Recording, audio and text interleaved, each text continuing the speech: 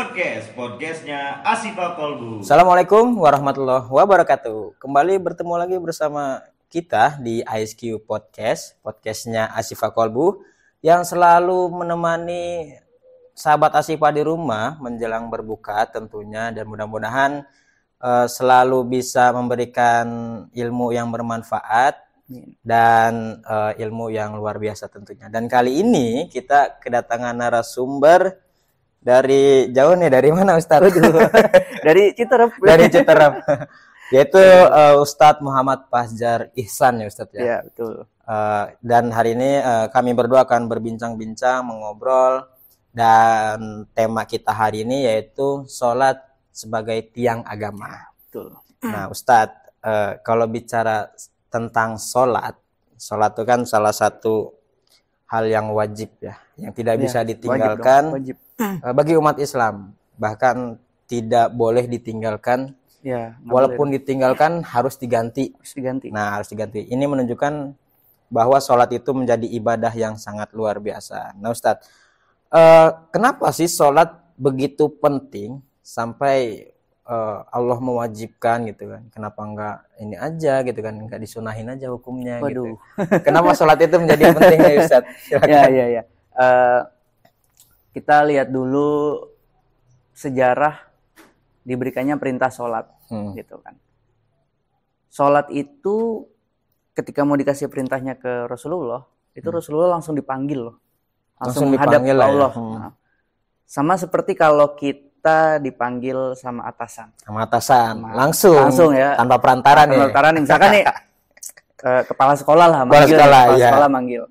Langsung nih, nggak pakai WA, nggak pakai apa, langsung dipanggil. Itu kan artinya penting banget nih, ada sesuatu yang urgent, yang sangat urgent gitu kan. Penting banget gitu.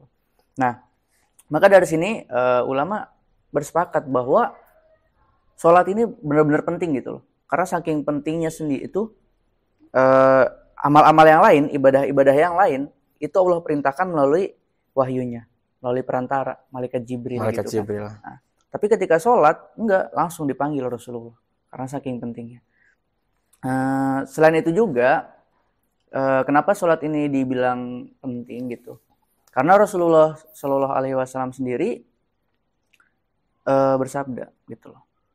Rasulullah ada hadis yang bunyinya tuh seperti ini. Awaluma yuhasabu bil amdu yaumal qiyamah as-shalah. Faiza soluhat soluhu sholaha sairu amali. Faina hasadat soluhu hasadat sairu amalihi. Artinya apa? Di hari kiamat yang pertama kali dihisab itu adalah sholat. Sholat dulu tuh, yang lain-lain enggak dulu, sedekah, haji, puasa, zakat itu tar. Yang pertama dihisab itu sholat. Jadi dilihat nih sholatnya bener nggak? Sholatnya rajin nggak? Sholatnya tepat waktu nggak gitu loh. Nah, setelah dilihat nih sholatnya, sholatnya benar semua nih, baru amal-amal yang lain menyusul. Ya kan? Kalau sholatnya benar, semua amalnya benar, insya Allah. Tapi kalau sholatnya rusak atau sholatnya jelek, misalkan ketika di dunia dia sholatnya males-malesan atau misalkan menunda-nunda, atau gitu bahkan kan, nggak mengerjakan. Wah, itu udah beda urusan lagi. Kalau udah nggak mengerjakan itu, udah jatuhnya itu ada hadisnya bahkan yang menyebutkan kalau orang nggak sholat itu ya udah jadi kafir gitu. Ya, ada hadisnya. Pembatas antara keimanan dan kafiran itu adalah sholat. Jadi kalau udah nggak sholat, ya udah, benar. Dia nggak dianggap orang Islam lagi sebenarnya gitu. Jadi dilihat aja nih sholatnya nih bener apa enggak gitu loh. Nah, kalau sholatnya dia nggak benar, maka amal-amal yang lain pun nggak benar.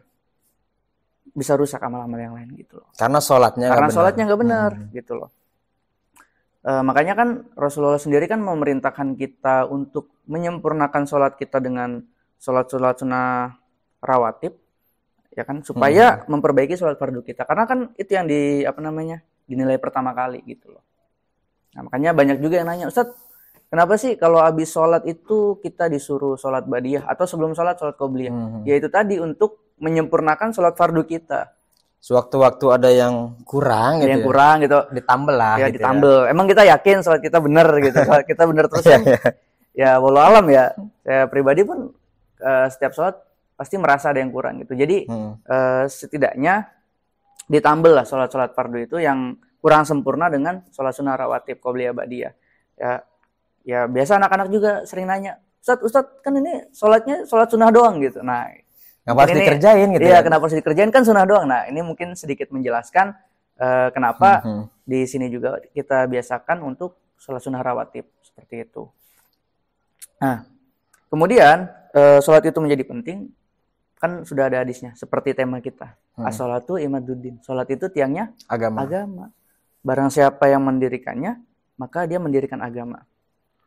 Nah, dikasih perumpamaan sama Rasulullah. Islam itu seperti bangunan. Ya kan? Pernah lihat bangunan yang nggak ada pintunya nggak?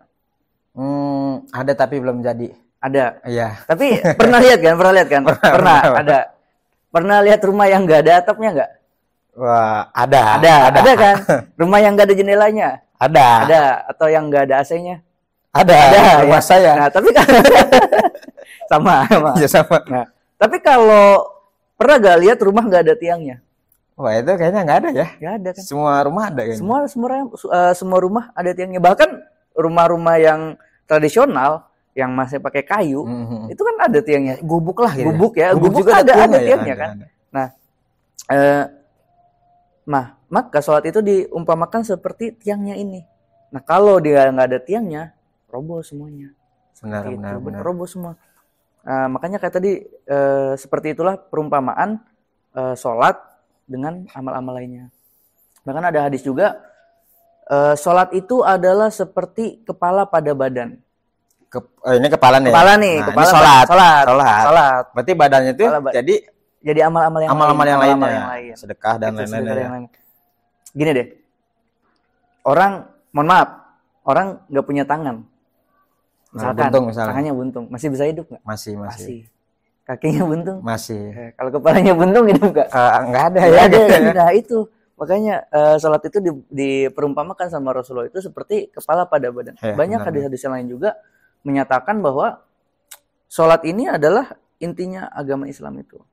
Nah makanya kenapa sholat itu adalah amalan yang paling diwajibkan untuk setiap orang Islam. Untuk setiap orang yang mengaku Islam, maka dia wajib sholat.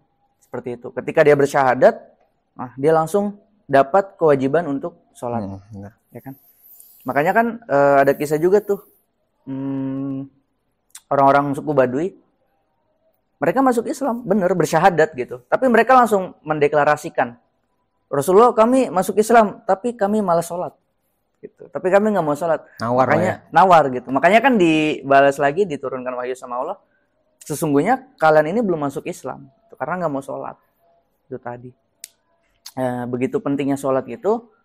Kenapa begitu pentingnya sholat, Rasulullah sendiri pun nggak pernah meninggalkan yang namanya sholat. Sebegitu Rasul yang dijamin masuk surga. Bahkan ketika sakit keras, beliau sampai harus dibopong sama 2 orang untuk pergi ke musola gitu, ke Masjid Nabawi untuk sholat gitu, saking pentingnya. Dan sholat ini pun adalah salah satu amal yang nggak ada uzurnya. Berarti nggak ada alasan buat ninggalin? Nggak ada alasan untuk ninggalin sholat. Kita tahu amalan-amalan yang lain, ada amalan-amalan yang lain tuh kalau nggak dikerjakan dia bisa bisa ditinggalin lah. Bisa ditinggalin gitu. Atau misalkan dapat keringanan. Nih, ada orang yang seumur hidupnya dia nggak diwajibkan zakat. Dia nggak pernah berzakat, tapi dia nggak berdosa. Ada. Siapa? Orang yang miskinnya istiqomah. Miskin juga istiqomah ya? Flat dia flat. Gitu. Jadi lahirnya dari keluarga miskin, terus kehidupannya di lingkungan yang notabene miskin semua, dan meninggal pun dalam keadaan miskin. Nah dia nggak wajib zakat. Karena memang benar-benar nggak mampu kali ya. Benar nggak mampu ini ya. Ada juga orang yang dia nggak berpuasa tapi nggak dosa dan nggak wajib mengganti. Apa tuh yang istiqomah lagi? Bukan. Apa? Ini orang yang udah tua. Udah tua. Orang yang udah tua. Ya, ada orang sejak usianya udah masuk, usia lanjut. Maka dia baru diperbolehkan ya. Diperbolehkan tuh nggak boleh puasa. Bukan nggak boleh puasa ya, nggak puasa tuh Diperbolehkan gitu. Dan tidak diwajibkan mengganti. Menggantinya mau pakai apa? Mau kodok lagi tahun depan? Kalau tambah tua dengan lagi. Fidyah palingnya fidyah. Fidyah paling juga kan digantikan. Nah, atau ada amalan-amalan yang lain bisa digantikan oleh orang lain. Kayak haji Ada haji badal, umroh badal, atau sedekah kita kasih ke atas nama orang disalurkan ke yayasan atau ke masjid, disalurkan lagi. Nah itu kan boleh. Tapi kalau sholat ada nggak digantiin sama misalkan orang nitip dong sholat itu nggak bisa. Nggak bisa. Oh, nggak bisa ya. Nggak bisa tuh sholatnya digantikan sama orang lain, ya kan? Selama masih bernafas, nyawa masih di kandung badan, wajib sholat. Wajib sholat. Iya, nggak bisa berdiri, duduk. Sholatnya nggak bisa duduk, berbaring. Nggak bisa berbaring juga nih, udah nggak bisa ngapa-ngapain dengan isyarat. Dengan isyarat, ya kan? Udah nggak bisa ngapa-ngapain, disolatin. Ya disolatin. Nah, luar biasa ya. Jadi penting banget sholat ini. Bahkan tadi yang Ustadz Fajar sampaikan banyak gitu kan. Apa yang menyebabkan sholat ini menjadi penting. Dan poin yang paling saya sorotin ya ketika Allah tuh memerintahkan langsung ke Nabi Muhammad tanpa perantara. Ini kan menunjukkan bahwa sholat ini benar-benar penting. Nah Ustadz, ada nggak misalkan fadilah dari sholat itu sendiri? Fadilahnya banyak banget. Keuntungan sholat sendiri tuh udah nggak terhitung tuh hadisnya. Di Al-Quran pun banyak juga. Contohnya di surat Al-Baqarah ayat 45. Wasta'inu bis-sabri was-shalah, dan carilah pertolongan Allah dengan sabar dan sholat. Ya, sholat itu sebagai solusi masalah ya. Solusi masalah karena hamba itu, kita sebagai umat Islam paling dekat sama Allah itu ketika sholat. Benar. Ketika sujud, nah itu waktu-waktu yang sangat dekat dengan sangat dekat sama Allah. Makanya kita ketika sujud itu dianjurkan untuk berdoa gitu loh. Kemudian fadilah lainnya, misalkan di surat Al-Ankabut ayat 45 itu inna sholata tanha 'anil fahsya'i wal munkar. Sesungguhnya sholat mencegah dari perbuatan keji dan mungkar gitu. Mungkin banyak yang bertanya, Ustaz, saya udah sholat tapi kok masih berbuat mungkar. Nah, maka Rasulullah itu dijelaskan lagi sama Rasulullah, maka ketahuilah sholatnya itu lama-kelamaan akan menghentikannya dari perbuatan maksiat tersebut.